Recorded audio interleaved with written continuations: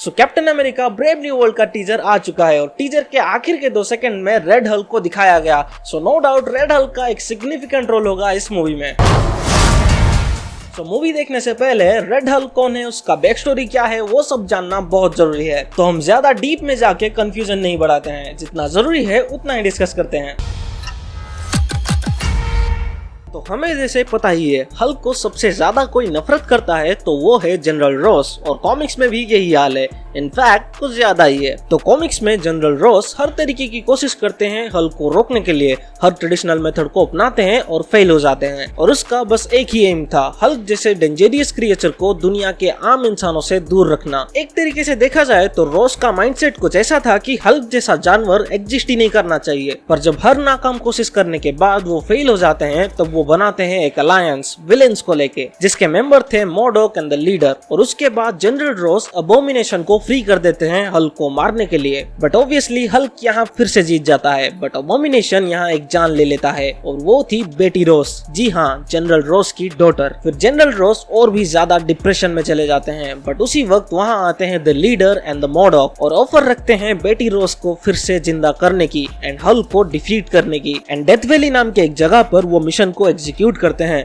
And वहाँ वो general Ross को रेड हल्क में ट्रांसफॉर्म कर देते हैं, एंड उस तरफ द लीडर बेटी रॉस को भी जिंदा कर देता है। बट रेड हल्क होने के बाद जनरल रॉस का एम थोड़ा सा डगमगा जाता है और उसका मिशन होता है हल्क को डिफीट करके अपना दबदबा शुरू करना। उसके पावर्स एंड वीकनेस की ओर देखें तो उसके पावर्स हैं super human strength, durability, energy absorption and heat imitation, and सबसे बड़ा वीकनेस है ओवरहीटिंग, जिसकी वजह से वो हमेशा हारता है हल्क से।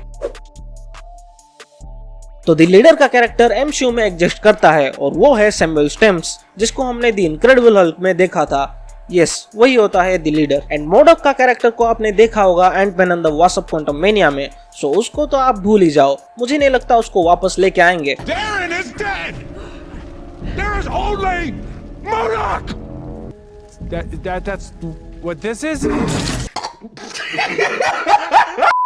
बट मेरे थ्योरी के हिसाब से सैमुअल के कैरेक्टर का रिडेम्पशन होगा एंड उसी की मदद से जनरल रॉस रेड हल्क बनेंगे, बट नॉट लाइक कॉमिक्स जहां द लीडर के प्लान की वजह से रॉस रेड हल्क में बदलते हैं। आई थिंक मूवी में जनरल रॉस के ऑर्डर पर सैमुअल जनरल रॉस को रेड हल्क में बदल देगा, एंड कॉमिक्स में रेड हल्क हीरो भी बनता है एंड एवेंजर में शामिल भी होता है, बट नॉट इन मूवीज। जिस तरीके से हमें रॉस के कैरेक्टर को दिखाया गया है मूवीज में, मुझे लगता है वो एक प्रॉपर प्योर विलेन बनेगा और उसको कंट्रोल करना हमारे न्यू कैप्टन अमेरिका के हाथ में नहीं होगा, एंड मेरे थ्योरी के हिसाब से उसे हमारा प्रोफेसर हल्क भी कंट्रोल नहीं कर पाएगा। I see this as an absolute win.